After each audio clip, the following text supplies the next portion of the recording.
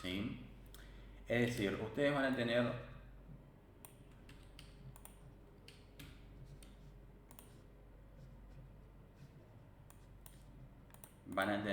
lo que quedó esto por encima. Van a tener una problemática, ¿sí? Un dominio del problema, y de ese dominio del problema, ¿sí? Por ejemplo, imagínense que ustedes tengan que desarrollar una aplicación para un consultorio odontológico, ¿sí? Donde básicamente lo que se busca es almacenar información acerca de los pacientes y la información acerca de los turnos, ¿sí? Entonces, uno tiene que pensar en cómo uno va a almacenar esa información, datos de los pacientes que vendrían a ser, por ejemplo, el nombre, el apellido, el documento, algún número de teléfono, ¿sí? Alguna dirección. Y además de eso, también almacenar información acerca del turno, cuál va a tener información acerca del día y la hora al cual el paciente tiene que asistir. Entonces, ahí es donde ahí tenemos un dominio, ¿sí? Nuestro dominio vendría a ser justamente así, muy por encima, desarrollar una aplicación que gestione los pacientes y turnos de un consultorio odontológico. Eso vendría a ser nuestro dominio del problema, ¿sí?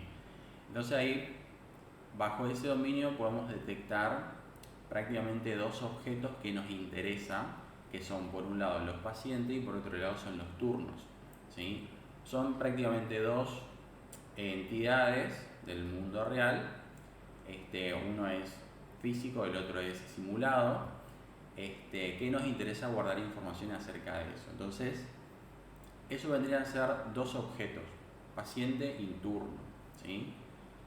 Entonces, ahí es donde está justamente este paradigma, ¿no? O sea, buscar, crear o representar esos objetos del mundo real y llevarlos a lo que viene a ser la programación, el mundo de la programación, ¿sí?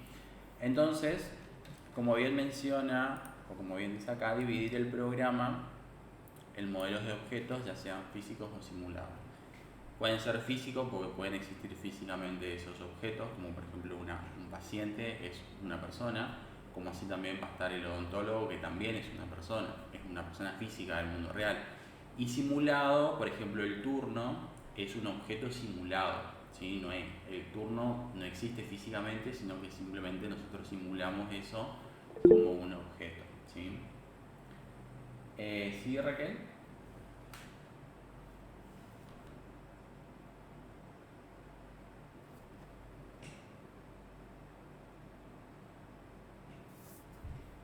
Estás muteada. No sé si querés mencionar algo, veo que levantaste la mano.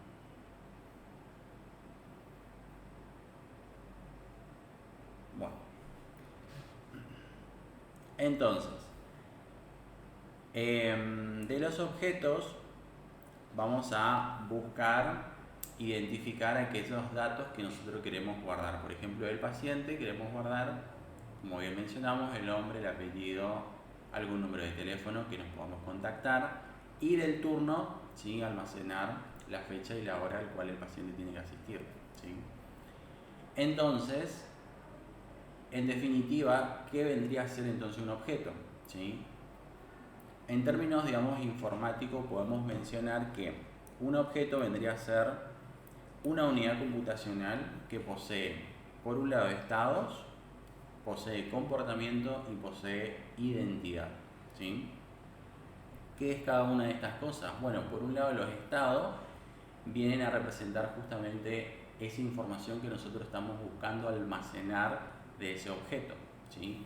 Por ejemplo, en el caso de una persona o de un turno, ¿sí?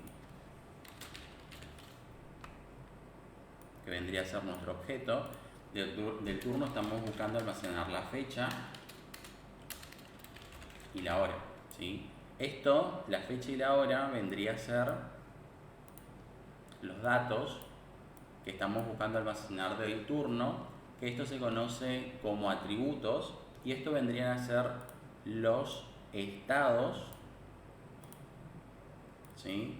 El estado del objeto, ¿sí? Es decir, que el estado del objeto se compone por el conjunto de valores que tienen sus atributos, ¿sí? Por otro lado, también va a tener lo que son comportamientos, es decir, aquellas funcionalidades que puede tener ese objeto, ¿sí? Por ejemplo, puede tener una funcionalidad para poder, por ejemplo, cancelar el turno o dar de baja, por ejemplo, ese turno, porque acá le podemos poner como un dato más, por ejemplo, el estado, ¿sí? Y tendríamos un comportamiento que sería, por ejemplo,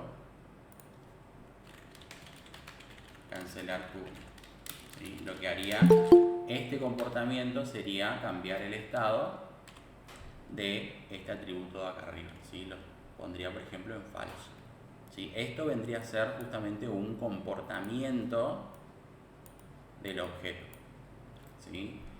Y por otro lado tenemos lo que es la identidad, que un objeto se va a poder identificar unívocamente a pesar del valor de los estados que tiene el objeto. Yo puedo tener dos objetos con exactamente los mismos estados, con los mismos valores de estado, pero van a ser dos objetos completamente diferentes, ¿sí? Entonces, ahí podemos redondear la idea de que vendría a ser un objeto, una unidad computacional que posee estados, es decir, atributos, posee comportamientos y posee identidad, ¿sí? Entonces, dentro de lo que viene a ser un escenario de un dominio de un problema, ¿cómo yo puedo identificar aquellos objetos que quiero almacenar? Bueno, aquellos objetos de los cuales puedo detectar estado, puedo detectar comportamiento y en realidad estado y comportamiento, ¿sí? Entonces, ahí podemos ver el tema de lo que es paciente y el turno, y además de eso también en el caso de que si en el consultorio odontológico pueden haber varios odontólogos, al turno le puedo asociar, por ejemplo, un determinado odontólogo, ¿sí? Que ese vendría a ser ya otro objeto dentro de nuestro dominio, ¿sí? Dentro de lo que es este paradigma, todos los objetos se relacionan entre sí y lo realizan, se hacen las relaciones entre los objetos y se comunican entre ellos a través de mensajes, ¿sí? ¿Se comprendió la idea, el concepto de objeto?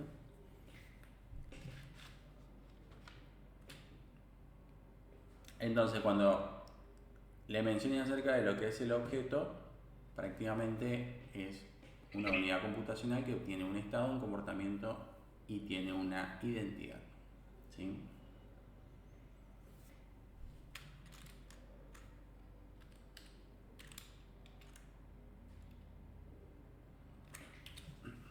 Bueno, acá está lo que estábamos mencionando hace un ratito, ¿no? El estado de un objeto queda determinado por el valor de sus atributos. El comportamiento es el conjunto de operaciones que puede realizar un objeto. Y la identidad, ¿sí?, es que se pueda identificar unívocamente a un objeto independientemente del valor que tienen sus estados, ¿sí? Para lo que viene a ser a nivel, digamos, del programa en ejecución, van a ser objetos completamente distintos, ¿sí? Así que una persona, una casa, un avión, un ticket, por ejemplo, del pasaje, ¿sí?, son todos objetos del mundo real que nosotros lo queremos llevar a un programa de aplicación, ¿sí? Así que eso vendría a ser el objeto. Ahora, una vez que tenemos el concepto de objeto, la pregunta sería,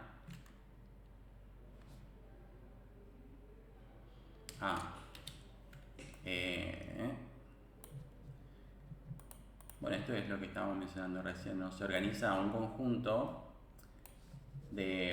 finito de objetos pertenecientes a un dominio del problema, y lo mismo contienen estados, que son los datos, y operaciones, y se comunican entre sí a través de lo que viene a ser mensaje. Es decir, tengo un objeto y acá tengo dos objetos, tengo una persona y tengo otra persona, y esas dos personas se pueden comunicar entre sí mediante mensajes.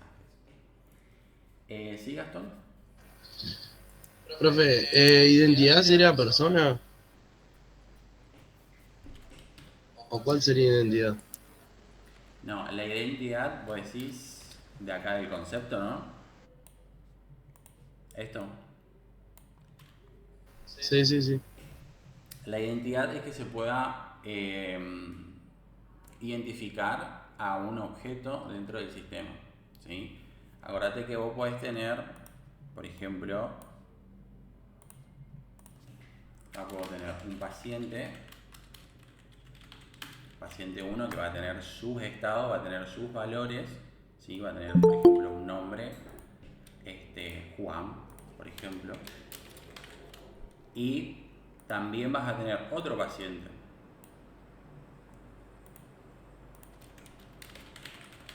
un paciente 2, por ejemplo, María. Entonces, la identidad es que vos puedas identificar unívocamente a cada objeto dentro del sistema, ¿sí? Si vos querés trabajar con ese objeto Juan, entonces vos vas a trabajar únicamente con ese objeto. Si trabajas con María, trabajas únicamente con ese objeto. O sea, vos podés identificar al objeto dentro del sistema, ¿sí? Eso es la identidad. Entonces tiene estados, comportamientos e identidad. Pasa que vos podés tener dos objetos que tengan, por ejemplo, el mismo estado, pero para el sistema son dos objetos completamente diferentes, más allá de que tengan el mismo estado, ¿sí? O sea, los objetos se pueden identificar unívocamente, ¿sí?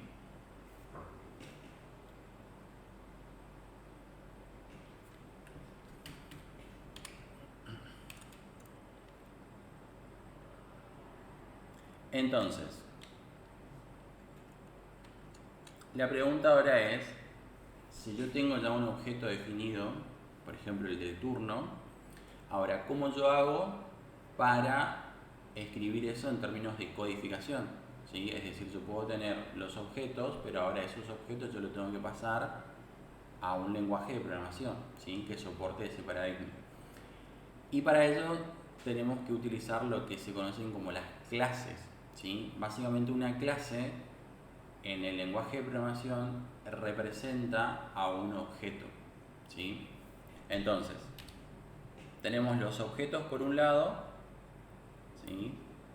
Y ahora si yo quiero representar a ese objeto o quiero bajarlo a nivel de codificación, tengo que crear una clase y esa clase va a ser la que va a representar a ese objeto en particular, ¿sí?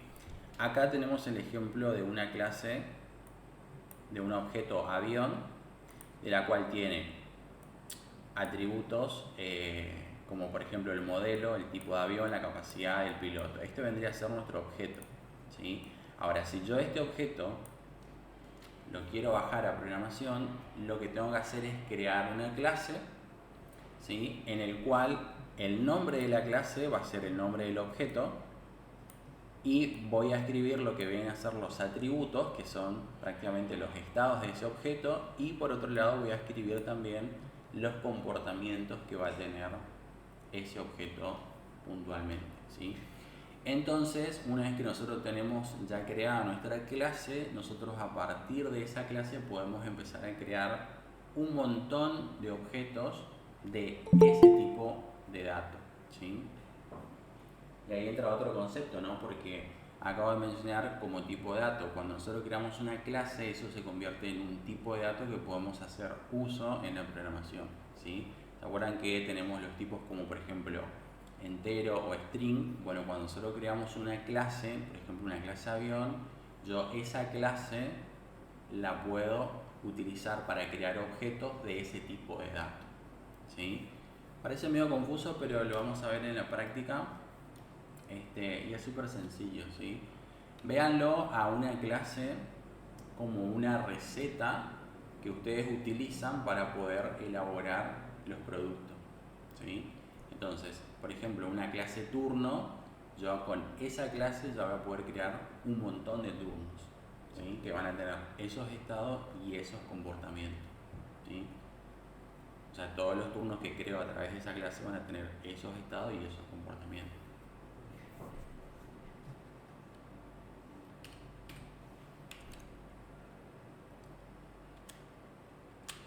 Y acá podemos ver un ejemplo ya en lo que viene a ser código, ¿sí? En código C# en este caso.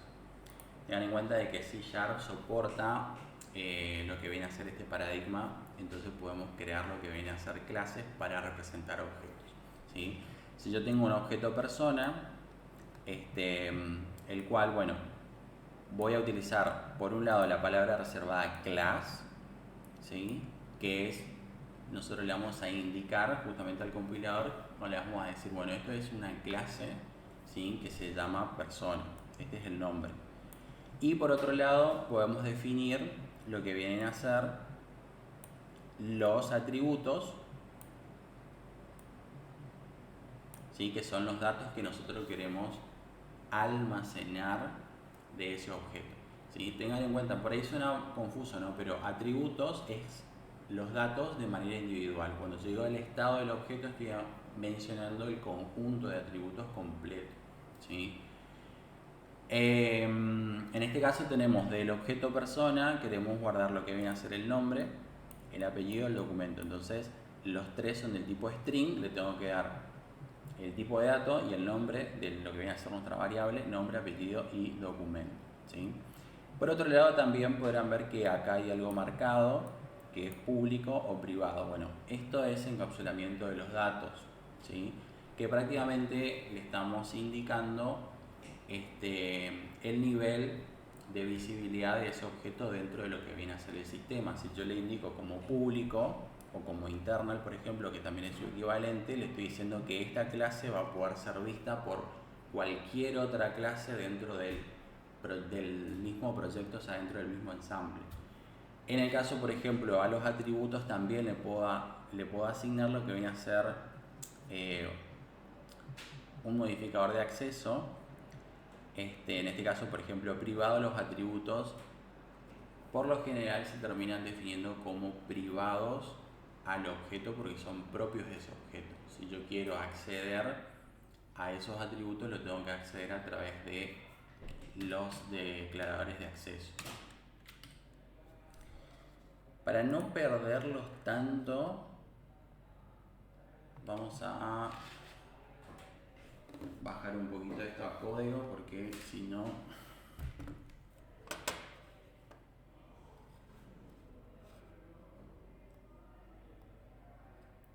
Me voy a pasar un ratito acá a mi compu.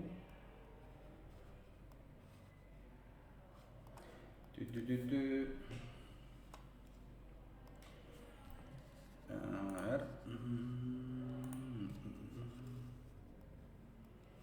Acá estoy en el mismo proyecto de la clase pasada, ¿sí? Bueno, esto lo voy a comentar.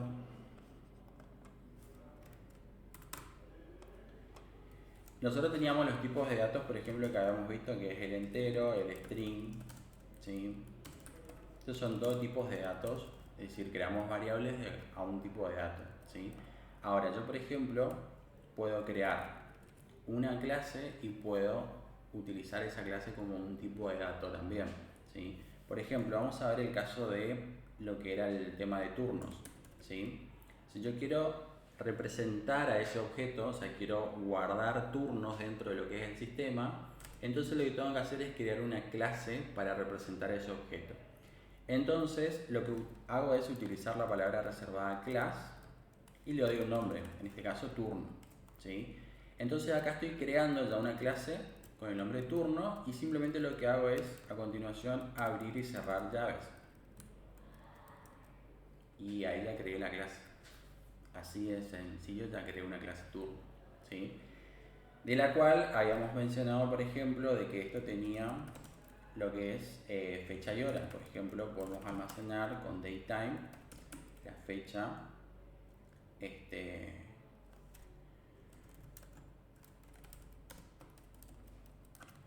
lo que viene a ser el turno.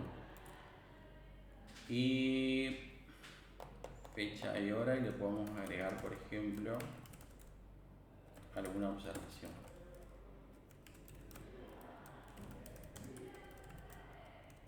¿Sí? Entonces, acá ya tengo creado una clase ¿sí? Que está representando a mi objeto turno, ¿sí? Que es un objeto simulado de nuestro escenario que era desarrollar un sistema de gestión para un consultorio odontológico, ¿sí?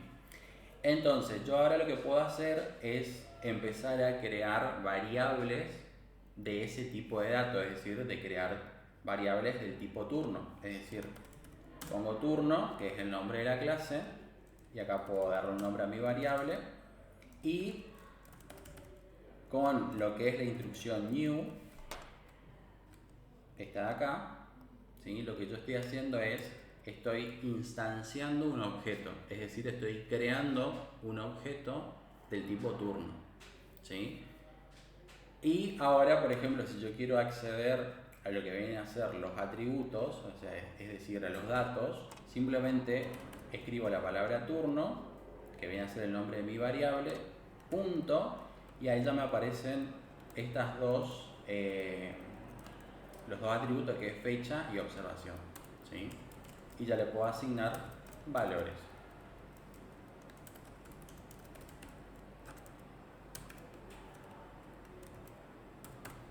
Ahora, por ejemplo, puedo crear otro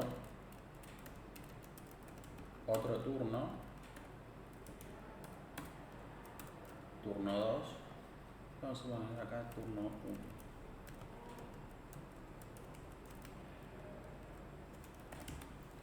Turno 2.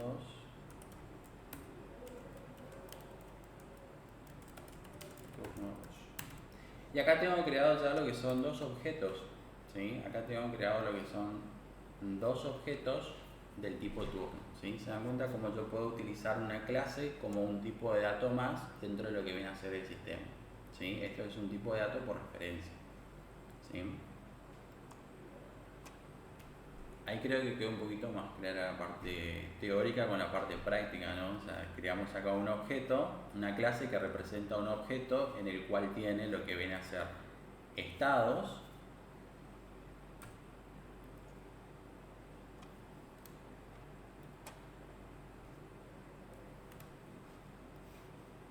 que vendrían a ser estos los estados, ¿sí? Bueno, acá no tiene comportamiento, ¿no? Acá le podemos agregar un estado más. Vamos a poner estado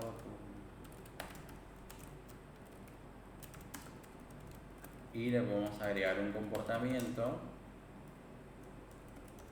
Vamos a crear un método, por ejemplo, cancelar turno. Entonces el estado de turno va a quedar en falso.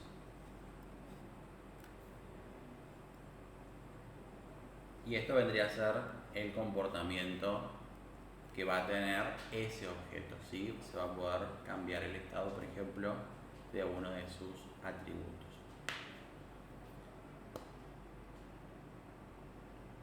Está bueno, ¿no?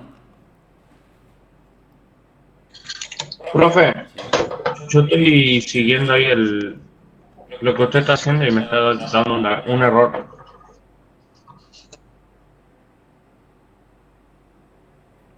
El tema es que no sé qué error.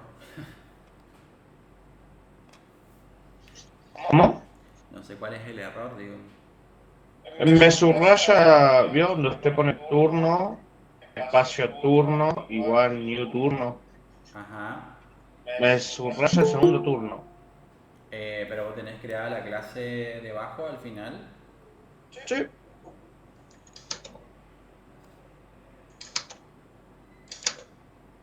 sí, sí, lo tengo creado.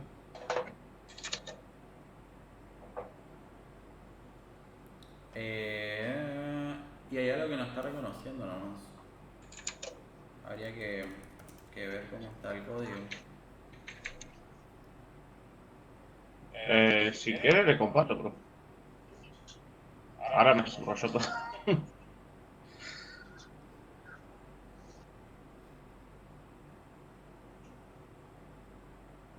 No sé si quiere que lo comparta, profe. Eh,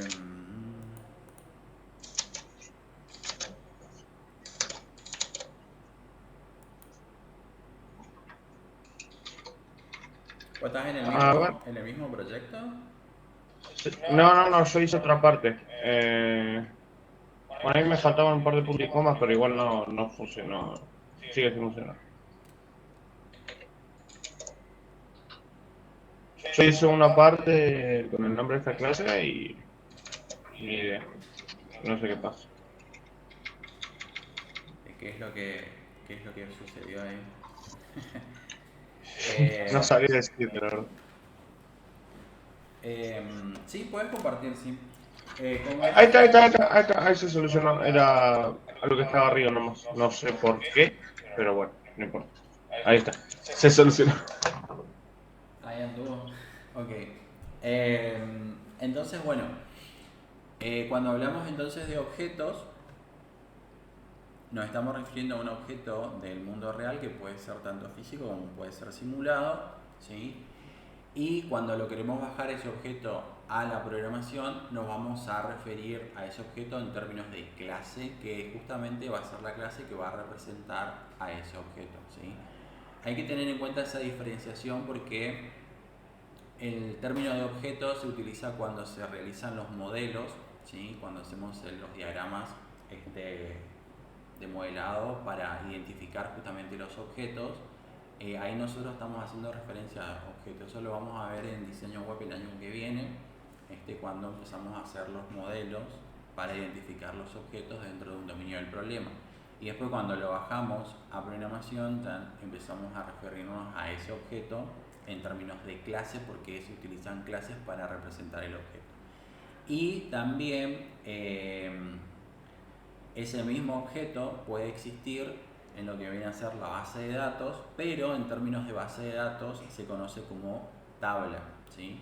Es decir, que esa clase puede tener en base de datos una tabla que se puede llamar exactamente igual y puede tener exactamente los mismos atributos, nada más que en base de datos se le conoce como tabla, en la programación como clase y en los diseños y en los diagramas se conoce como objeto, ¿sí? Para tener en cuenta, digamos, en cada una de las cosas que se está haciendo, como llamar simplemente al objeto, ¿no?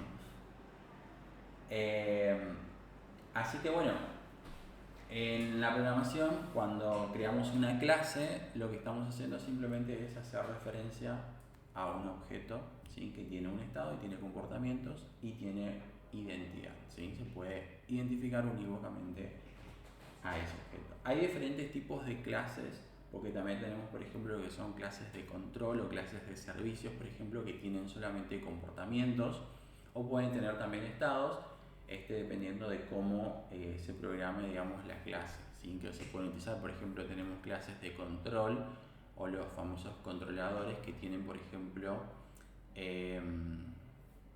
donde se definen las URLs que van a hacer peticiones, por ejemplo. Esas son clases de control, que son las que reciben las peticiones y ahí resuelven cómo, o sea, tiene todo el código de cómo resuelve esa petición, ¿no es cierto? Después tenemos, por ejemplo, clases de servicios que tienen diferentes servicios, programados diferentes servicios, digamos, y así. Hay diferentes tipos de clases, ¿no? Que se pueden utilizar. ¿Se acuerdan de la instrucción console punto? Y acá tenemos diferentes métodos. Bueno, console también es una clase, ¿sí? Que tiene comportamientos como por ejemplo writeLine, que es un comportamiento que permite, ¿no es cierto?, hacer una salida por pantalla de una consola, ¿sí? Pero en definitiva, console vendría a ser una clase, ¿sí? Lo mismo, por ejemplo, la del convert. ¿Sí? El convert también es una clase que tiene diferentes comportamientos que permiten, por ejemplo, convertir tipos de datos, ¿sí? Que habíamos visto para convertir, por ejemplo, a string o convertirlo a números enteros.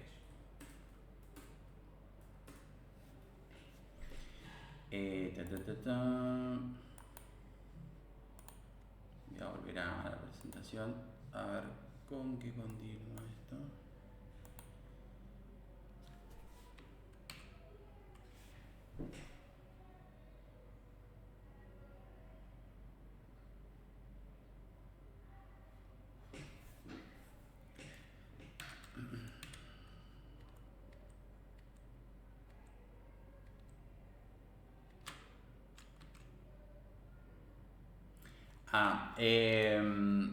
Esto, los descriptores de acceso, ¿sí?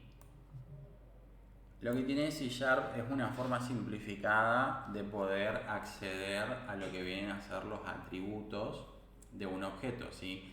Vieron que en la presentación anterior estaban creados estos atributos y estaban declarados con los modificadores de acceso privados, es decir, que solamente la misma clase puede acceder a lo que vienen a ser estos atributos, ¿sí? Generalmente cuando se crea un objeto, todos los atributos se crean como privados a la clase, es decir, que solamente dentro de la clase se puede acceder a esos valores. Entonces uno se pregunta, ¿cómo entonces hago para asignarle un nombre o un apellido o un documento a ese objeto? Entonces lo que se hace es, se crean lo que son descriptores de acceso, es decir, se crean diferentes métodos, ¿sí?, que permiten justamente poder asignarle un valor a ese atributo o bien, por ejemplo, recuperar el valor que tiene ese atributo, ¿sí? Una forma simplificada que tiene C# de resolver el tema de los descriptores de acceso es creándolos de esta manera, ¿sí?, que básicamente son descriptores públicos, es decir, que yo desde otro objeto puedo ver ese método que tiene un objeto de la clase persona y voy a poder asignarle, ¿sí?, un valor a este atributo, ¿sí? El atributo de por sí es privado de la clase, pero le estoy indicando que ese atributo va a tener un método get y setter. El setter es para asignar un valor y el getter es para recuperar un valor, que van a ser justamente visibles desde otras clases para poder asignarle o bien recuperar, por ejemplo, un valor, ¿sí? Siempre y cuando obviamente esos descriptores de acceso tienen que estar públicos para que sean visibles desde otros lados, ¿sí? Si están como privado tampoco lo voy a poder ver, ¿sí? Entonces esta es una forma muy sencilla y muy rápida de poder justamente resolver lo que viene a ser los descriptores de acceso, que permiten asignar y recuperar valores de los atributos, ¿sí? Bien, acá, ¿cómo creo los objetos a partir de una clase? Bueno, esto es lo que estuvimos viendo en código, ¿sí? Acá creamos una variable que es del tipo persona, que esto es una clase que representa un objeto persona, ¿sí? Tenemos acá nuestro tipo de dato, el nombre de nuestra variable, y para poder crear el objeto tengo que utilizar la instrucción new y vuelvo a llamar a lo que es el nombre de la clase y le paso los paréntesis. En realidad lo que está haciendo esto de acá es llamar a un método constructor de la clase, es decir, los objetos pueden tener constructores. Yo puedo crear un constructor para una determinada clase. Por defecto, todas las clases tienen un constructor vacío, es decir, que no recibe ningún parámetro. Eso es por defecto, no hace falta que se lo defina.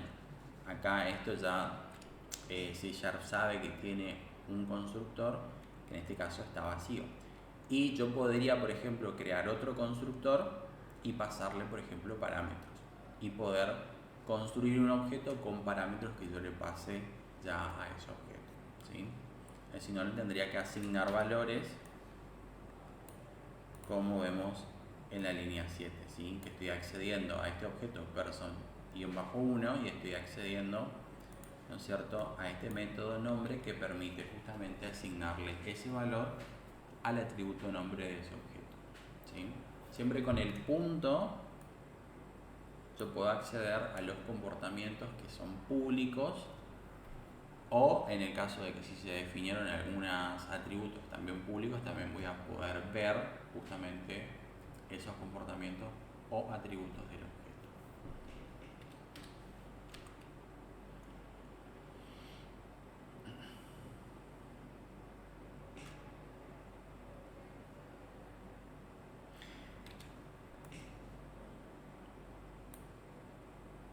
¿Ven este namespace que está acá?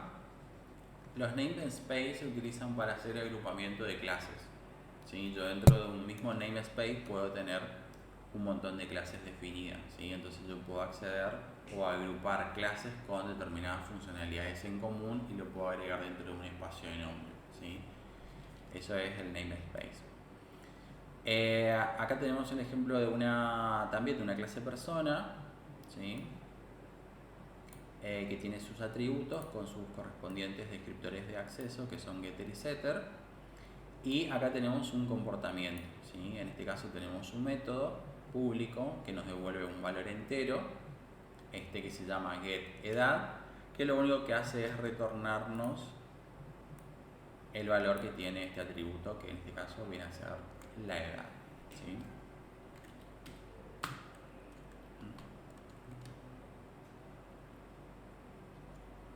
Bien, ¿cómo hago para llamar a un método de una clase definido, por ejemplo el de edad?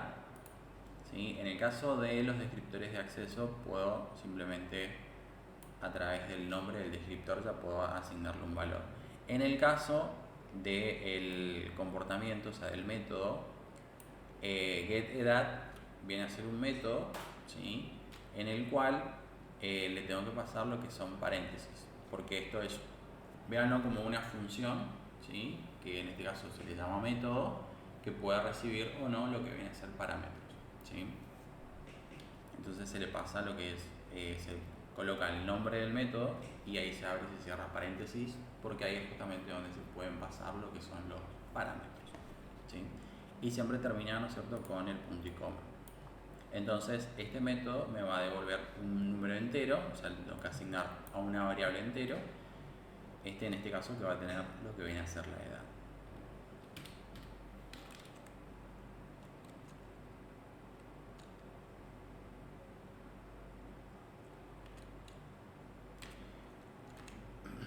Ok, vamos a ver algunas de las propiedades que se definen en este paradigma, ¿sí? Que prácticamente, bueno, son 4. Por un lado tenemos la abstracción, por otro lado el encapsulamiento, por otro lado el polimorfismo y por otro lado tenemos la herencia, que son prácticamente propiedades que se definen en este paradigma, ¿sí? Cuando hablamos de lo que es abstracción, bueno, prácticamente nosotros lo que estamos buscando es representar un objeto del mundo real, es decir, estamos haciendo una abstracción de un objeto. Prácticamente la abstracción es una clase, ¿sí?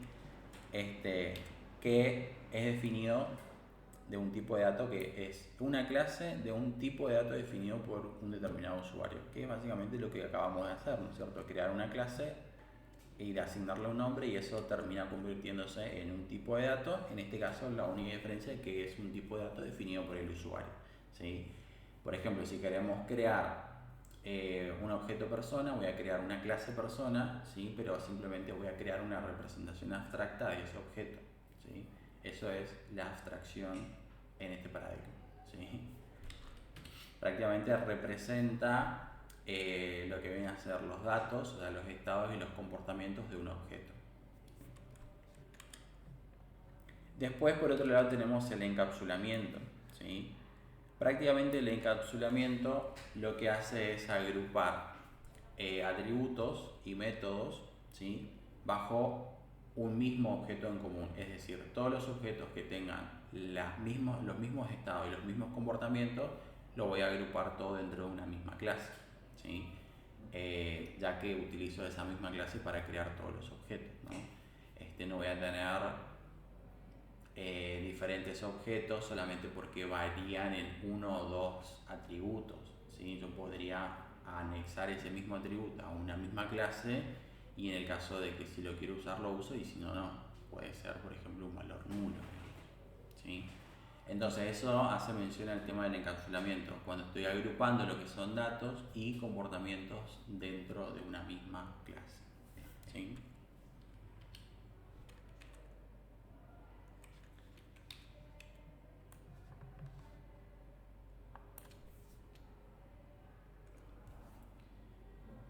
El tema de herencia. Bueno, este ejemplo está bueno porque, por ejemplo, si nos ponemos a pensar en el caso bueno, de nuestro escenario que era el consultorio odontológico, ¿no? Tenemos el paciente nos interesa almacenar el nombre, el apellido y un número de teléfono, ¿no es cierto? Ahora también, por otro lado, podemos tener lo que viene a ser el odontólogo, ¿sí? Que el odontólogo también, al igual que el paciente, necesitamos almacenar bueno, el nombre, el apellido y el número de teléfono, ¿sí? Entonces podemos ver que tienen atributos en común, porque si el paciente tengo el nombre, el apellido y el teléfono, y del doctor quiero almacenar exactamente lo mismo, yo lo que podría pensar es en crear una clase que contenga esos atributos, nombre, apellido y teléfono, ¿sí? Y hacer que la clase doctor y la clase paciente, bueno, acá sería odontólogo y paciente, simplemente lo que hacen sería heredar las características, o sea, los atributos y los métodos de esta clase, ¿sí? Entonces yo en estas clases no tendría que definir esto porque simplemente yo estaría heredando exactamente estos mismos atributos y los mismos comportamientos hacia estas otras clases, ¿sí? Es decir, poder crear subclases, ¿sí? Que hereden lo que son atributos y comportamientos de una clase.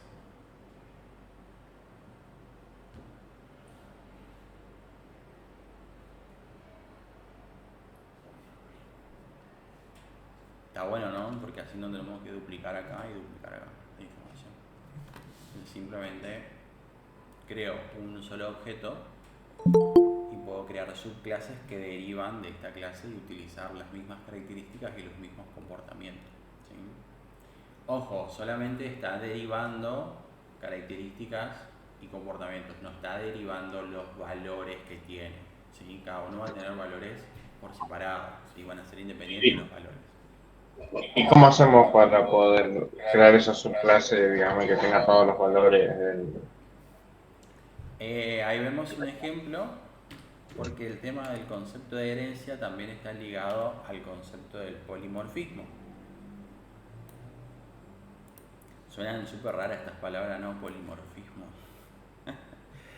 Bueno, prácticamente el polimorfismo, ¿sí?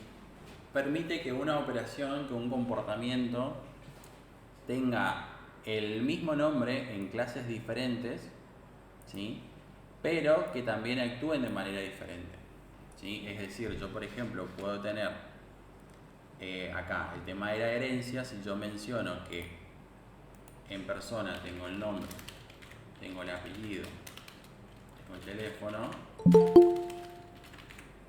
¿sí? También puedo tener un comportamiento, por ejemplo vamos a poner acá una acción.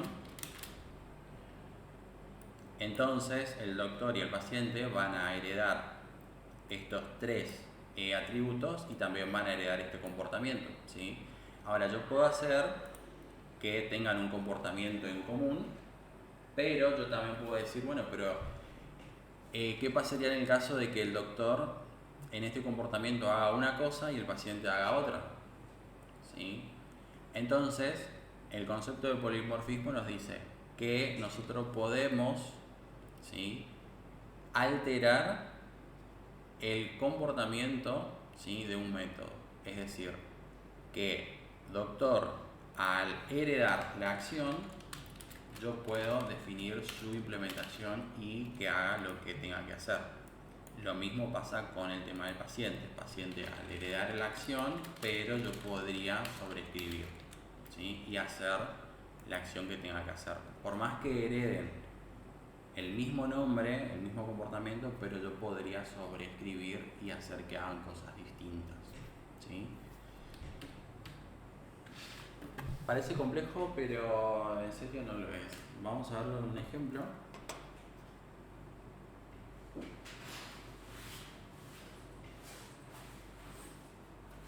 Esperen que se me está...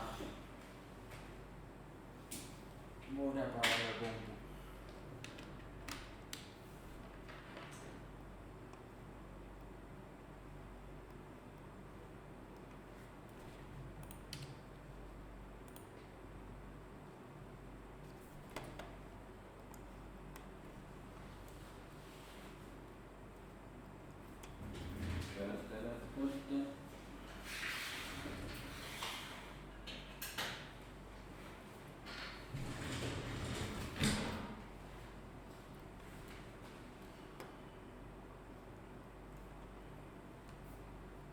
acá vamos a crear una clase, vamos a hacer la de persona.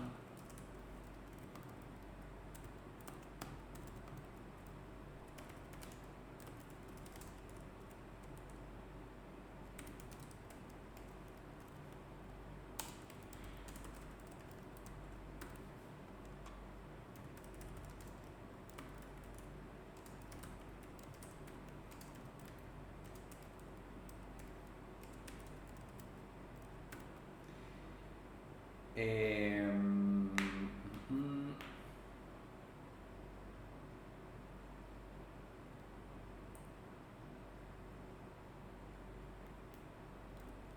y vamos a agregarle acá un método. En el caso de que quieran crear un método o una... no vimos el tema de funciones, eso también le quiero explicar rapidito después para crear funciones. Cuando ustedes quieren que una función no devuelva nada, simplemente haga alguna determinada acción, tienen que utilizar el tipo de dato void, digamos. Entonces con esto le indican que la función no va a retornar nada, ¿sí? Si no, tendrían que indicarle, por ejemplo, el tipo de datos, ya sea un entero o sea, por ejemplo, un string o un decimal. Entonces vamos a ver también rapidito, porque no es tan complejo el tema de función. Bueno, y acá teníamos una acción, vamos a poner acción persona.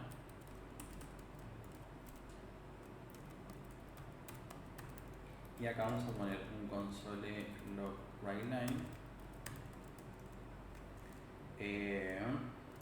Mensaje desde la clase persona. ¿Sí? Entonces, acá tenemos nuestra clase persona, ya puedo empezar a crear objetos de este tipo de dato persona, ¿sí? Ahora, voy a crear, por ejemplo, la clase paciente, ¿sí? Y voy a decir que paciente va a heredar, ¿sí?, de la clase persona. ¿Cómo le indico eso? Con el 2 puntos, ¿sí? Vean que puse el nombre de la clase, puse 2 puntos y simplemente le seguí con el nombre de la otra clase. Entonces, ¿qué estoy diciendo? Estoy diciendo que persona hereda, ¿no es cierto?, o extiende también de la clase persona. Es decir, yo en paciente ya voy a poder empezar a ver name y last name y voy a poder empezar a ver esta acción de persona. Voy a crear acá un objeto de tipo paciente y yo acá en paciente, vean que tengo name, tengo last name y tengo la acción de la persona, que es el método. Que esto, vamos a poner el nombre.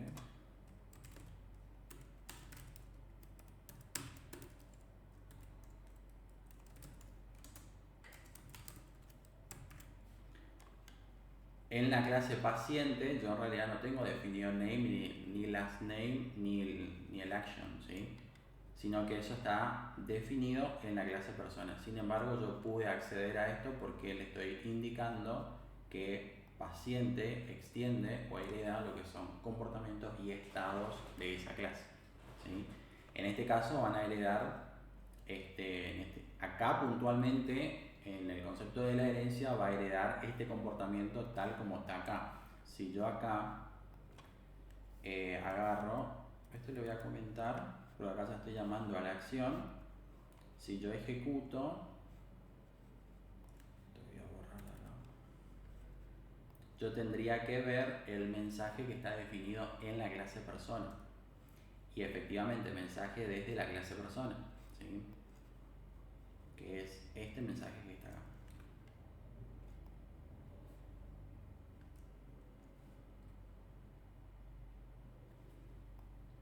Ahora, vamos a crear la otra clase, odontólogo,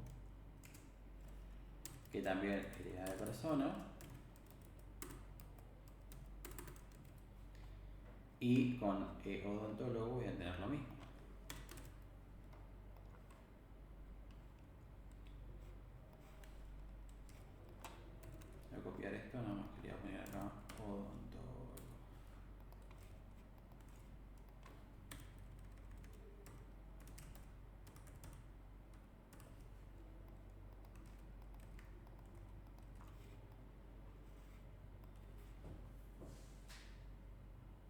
y ahora tengo los dos mensajes porque uno es de paciente y otro es de odontólogo. Ahora, eso es concepto de herencia, es decir, tanto paciente como odontólogo están heredando las características y los comportamientos tal como están definidos en lo que viene a ser la clase persona. Ahora, en el polimorfismo nosotros habíamos mencionado de que podríamos alterar eso, ¿sí? Podríamos hacer que en odontólogo también exista una action persona y en la clase paciente también, pero va a tener, por ejemplo, comportamientos diferentes, o sea, van a tener una implementación distinta. Para eso nosotros le tenemos que indicar, ¿sí?, al compilador, ¿no es cierto?, de que esta acción, ¿sí?, este comportamiento de esta clase se va a sobreescribir en tiempo de ejecución, ¿sí? Para eso nosotros le tenemos que definir o le tenemos que anteponer la palabra reservada virtual, ¿sí?, que le vamos a indicar, che, esta acción se está por sobreescribir por otra clase, ¿sí? Entonces yo acá puedo utilizar el override de la acción persona y puedo sobreescribir su implementación. Y acá podemos poner console byline y esto sería, por ejemplo, mensaje desde la clase paciente. Y lo mismo podría hacer con odontólogo. Es decir, con virtual en la clase base, porque persona es nuestra clase base, y al definirlo virtual le estamos indicando al compilador que en tiempo de ejecución esta acción se va a sobreescribir por lo que se definió en las otras clases derivadas, ¿sí? Y en la clase paciente le tenemos que indicar, bueno, que vamos a sobreescribir este método. Entonces, ahora cuando yo ejecute, me dice mensaje desde la clase paciente y mensaje desde la clase odontólogo. Es decir, ocupé exactamente el mismo comportamiento de la clase base, pero alteré su funcionalidad, ¿sí? Se sobreescribió la funcionalidad en tiempo de ejecución. Y ese es el concepto de polimorfismo. Díganme que no les mareé con esto.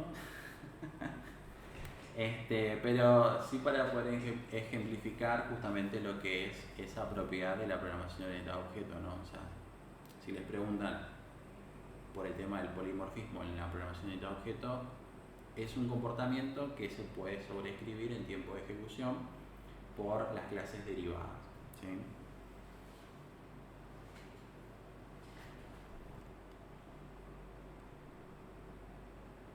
O si les preguntan cuáles son las propiedades o las características de la programación orientada a objetos, ustedes le dicen abstracción, encapsulamiento, polimorfismo y la herencia, ¿sí? ¿Qué les parece? ¿Les mareé o no les mareé? ¿Se perdieron en algún lado? ¿Repasamos algo de eso? No se queden con las dudas. Por mi parte, las dudas son muchas, pero bueno, no sé ni siquiera cuáles son las dudas. O sea, me mareé desde un principio y bueno, me imagino que con la práctica iré agarrando un poco. Por acá estoy más o menos igual, nada más que ahora no me está funcionando. No sé por qué. Estamos en la misma. Siempre hay algo, siempre falta una parte de eso. Sí. Pero en sí el concepto, digamos, de objeto quedó, digamos, claro, ¿no? Se entendió ese concepto, ¿no? Sí, sí, eso sí. Porque van a partir, digamos, de un escenario y de ahí van a tener que identificar aquellos objetos que ustedes quieren almacenar y bueno, de ahí ir creando esos objetos, o sea, ir bajándole a código. Entonces para eso tienen que ir creando las diferentes clases, ¿sí? Crear una clase que va a ser la representación del objeto. Igual, esto que acabamos de ver recién, estas cuestiones del polimorfismo, por ejemplo, está bueno cuando se quiere sobreescribir determinadas acciones, ¿sí? Pero por lo general lo que se suele hacer también, en lugar de utilizar esta propiedad, se suele utilizar lo que son las interfaces, ¿sí? Yo, por ejemplo, podría crear una interfaz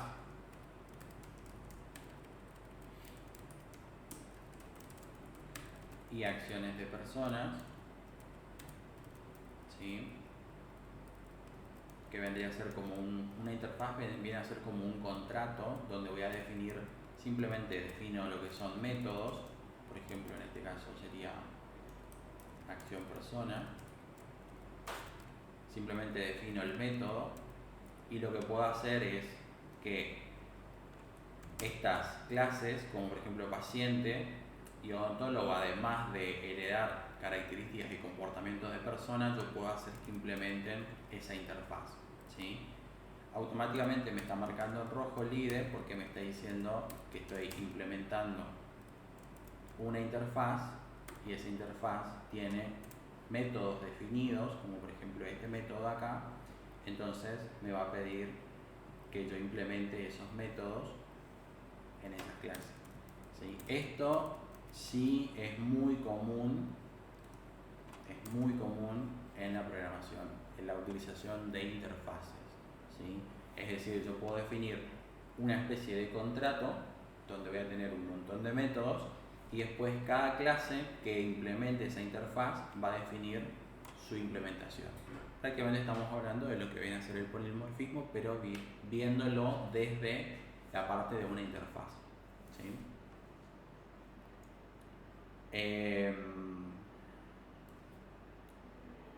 Mucha información para un jueves, ¿no?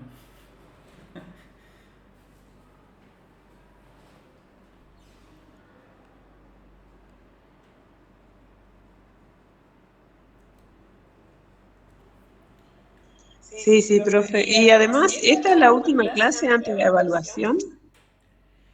Esta es la última clase antes de la evaluación, sí. Respecto al tema del examen, que es el jueves, viernes de la semana que viene, es un cuestionario donde ustedes van a tener preguntas teóricas y van a tener determinados ejercicios prácticos donde, por ejemplo, va a haber un algoritmo y se les va a preguntar qué es lo que está haciendo ese algoritmo nada más, ¿sí? Pero es lo que estuvimos viendo en estos 3 días, ¿no? O sea, va a haber algún bucle for, algún bucle while, ¿no es cierto? Es decir, bueno, cuál es la salida por pantalla que tiene el determinado algoritmo, ¿sí? Esas serían las actividades que se van a desarrollar, ¿sí? Perfecto. Pero no entregar ningún proyecto ni nada de eso por el estilo, ¿no? Algo que quería ver que se me pasó la semana pasada era el hecho de crear, por ejemplo, pequeños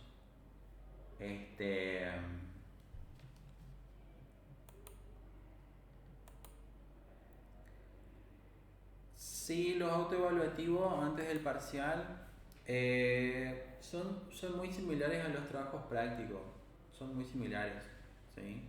Aunque podría armar uno, podría armar uno así con algunos ejercicios. ¿Cómo es? Crear, por ejemplo, pequeñas funciones y después, por ejemplo, poder llamar a esa función y hacer que eso haga algo, ¿sí? Entonces, para crear una función, simplemente lo que tengo que hacer es, por un lado, definirle cuál va a ser el tipo de dato que va a devolver la función. Puede ser que una función te devuelva nada, simplemente haga algo la función, o bien te puede devolver un tipo de dato. Por ejemplo, podemos hacer una función que nos devuelva un boolean, ¿sí? Y acá fíjense que el IDE automáticamente me está marcando en rojo. ¿Por qué me marca en rojo? Porque yo le estoy diciendo que la función me va a devolver un dato del tipo booleano. Entonces, si yo le estoy indicando que me va a devolver un dato del tipo booleano, yo tengo que utilizar la palabra reservada return y le tengo que indicar, ¿no es cierto?, el valor que quiero devolver, si va a ser, por ejemplo, true o false. Entonces acá puedo crear una variable de retorno, vamos a ponerlo en falso, y decir que quiero que me devuelva esa variable, el valor de esa variable. ¿Sí? Y acá puedo hacer alguna determinada acción. ¿Sí? Puedo escribir algún código que haga algo de la función. ¿Y cómo hago para llamarle a la función? Simplemente lo llamo por su nombre. ¿Sí? Y esta función me está devolviendo un boolean. Incluso esta función, al devolverme un boolean, lo puedo utilizar dentro de un mismo condicional if, por ejemplo, porque ya me va a determinar si es verdadero o falso. O simplemente lo puedo almacenar en otra variable, response, y le asigno el valor que me devuelve la función. Y ahí puedo hacer algo con esta variable. ¿Sí? Esto pueden crear, por ejemplo, una función. Ahora vamos a crear acá una función que nos devuelva un entero y que haga la suma de dos valores. Esto va a recibir por parámetro dos enteros, valor 1 y valor 2. Los parámetros de una función siempre van separados por coma y se le indica el tipo de dato y el nombre del parámetro. ¿Sí?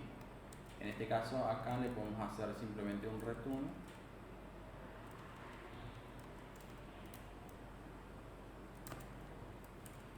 de valor 1 más valor 2. ¿Sí? Esto me devuelve un entero. Esto se llama sumar valores y le paso 10 y 20. Y acá puedo hacer una salida por pantalla de esa variable. La suma es, que iría a response.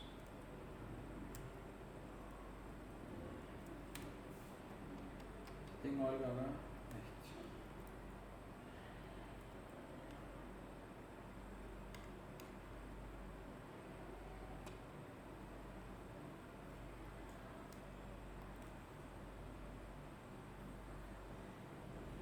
La suma es 30. ¿Sí? Esto lo pueden ir practicando, ir armando determinadas pequeñas funciones. ¿Sí? Y después llamar a la función y eso le va a retornar un determinado valor. Y en el caso de que si no retorna nada, simplemente utilizan la palabra void, que se le indica, ¿no es cierto?, que esa función no va a retornar ningún valor. ¿Sí?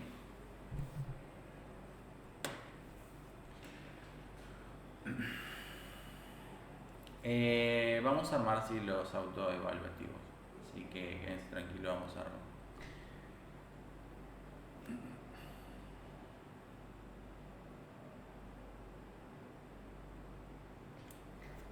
¿Qué les iba a decir?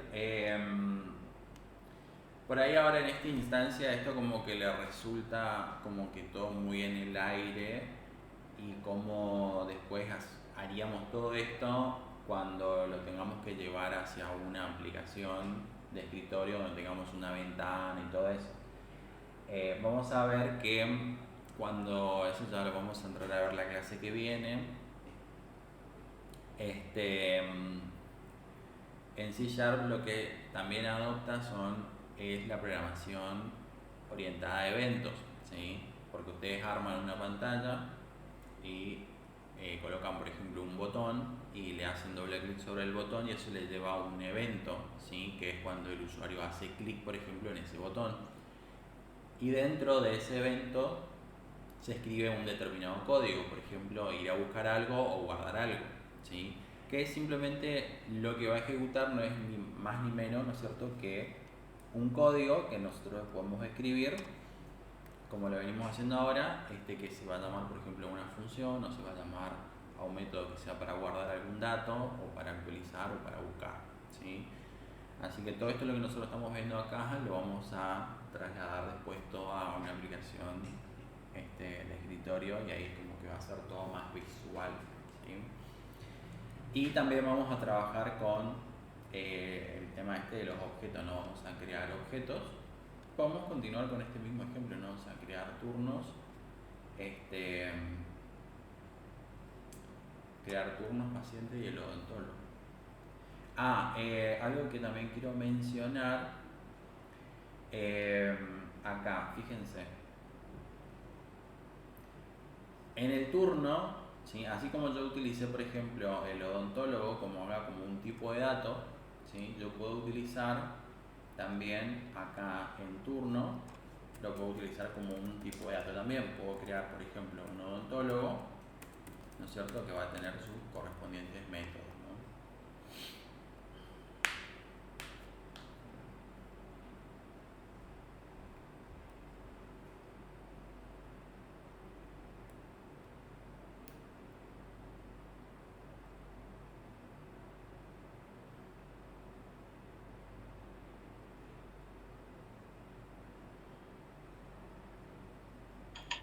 Profe, el parcial habilita el jueves a las 16:30, ¿no?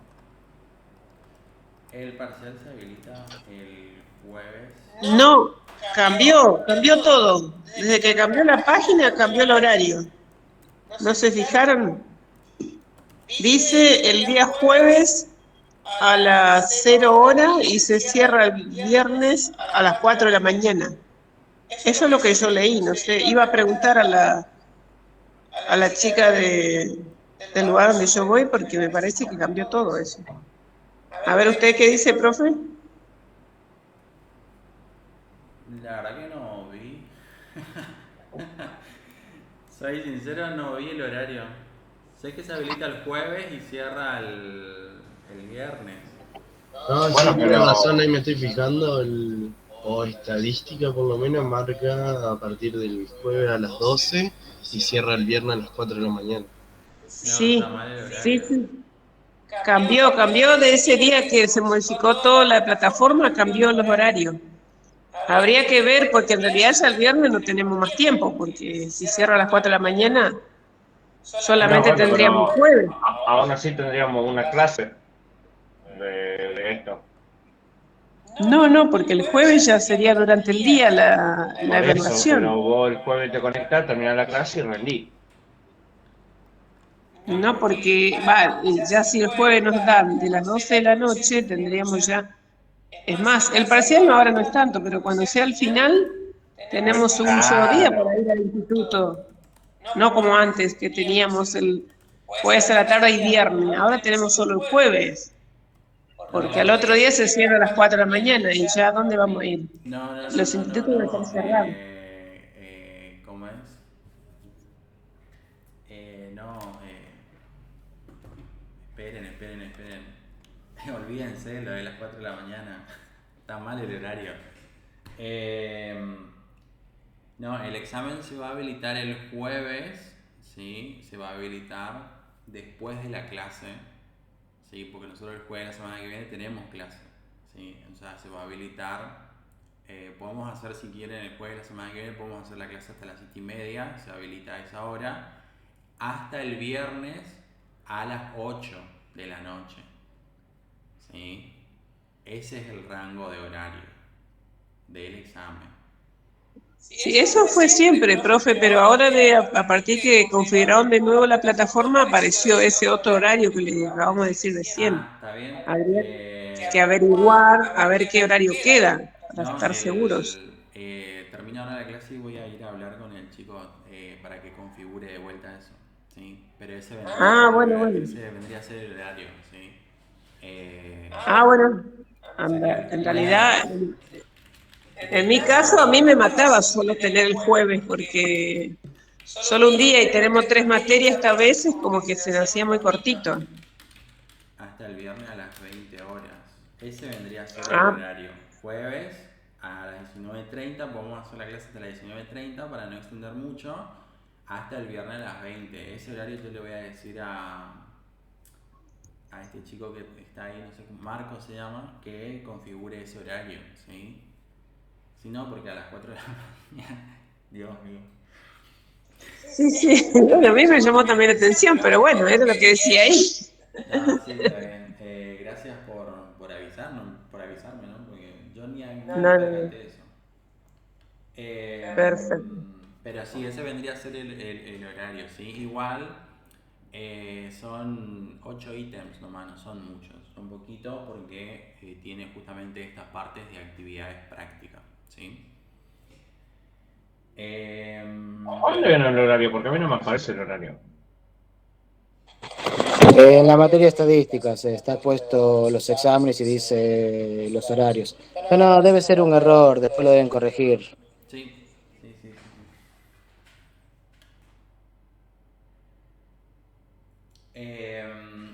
Acá les quería mostrar cómo también podemos utilizar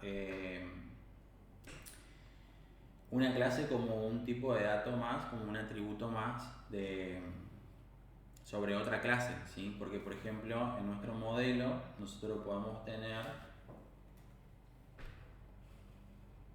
la siguiente relación. Podemos tener, por ejemplo, el turno, acá tenemos el odontólogo y tenemos el paciente. Vamos a poner acá paciente. Está haciendo frío acá.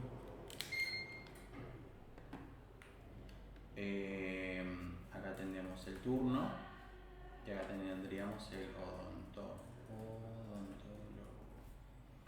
¿Sí?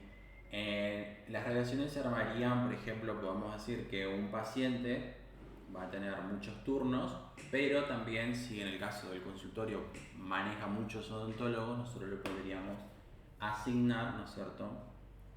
A ese turno le podemos asignar un odontólogo puntualmente. Entonces tendríamos que armar esa relación y nos quedaría de la siguiente manera. No sé para qué cerré.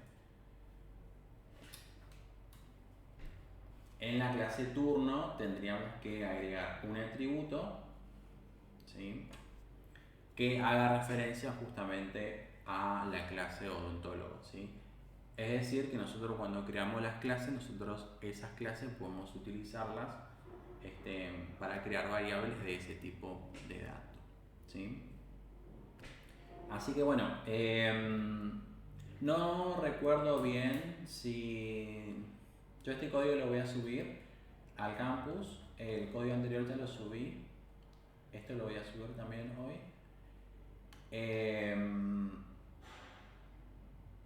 Creo que está habilitado o no el trabajo práctico número 2,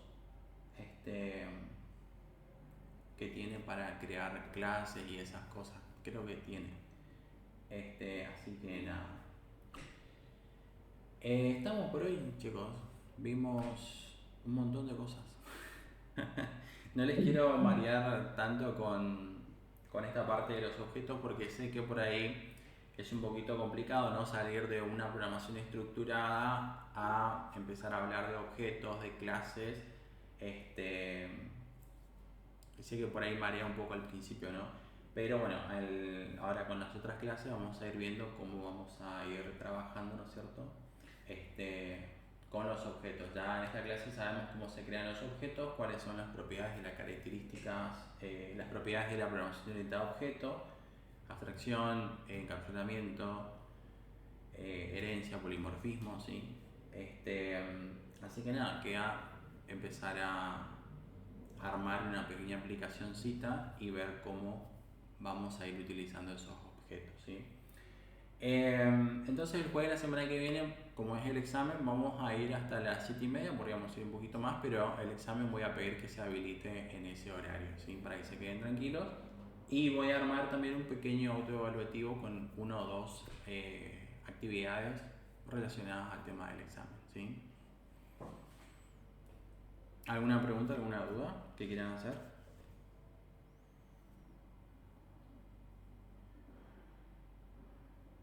Hola, ¿se fueron todos?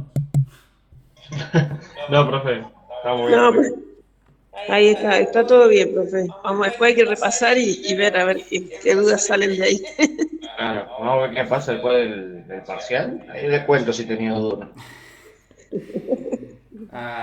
Che. Lo que sí, practiquen bucles, las estructuras repetitivas, practiquen for, while y eso. Háganse ahí unos par de códigos que itere y vean las salidas por pantalla que va sacando, ¿sí? Porque de eso sí hay unas 2 actividades. Bueno, Y también el tema de los arrays. Eso también les voy a pedir que armen 1, 2, 3 arreglos y los recorran y hacer algo con los datos, ¿sí? profe, en la actividad 2 hay algo de array de la unidad 2. Del trabajo práctico 2, creo que no, creo que ellas se usan colecciones, listas, porque tenemos que ver las listas y los diccionarios. Porque tenemos listas para ver y tenemos diccionarios. Ah, bueno. Bueno, nada, vemos cómo practicar lo de array. Así que ese sería el tema también para ver.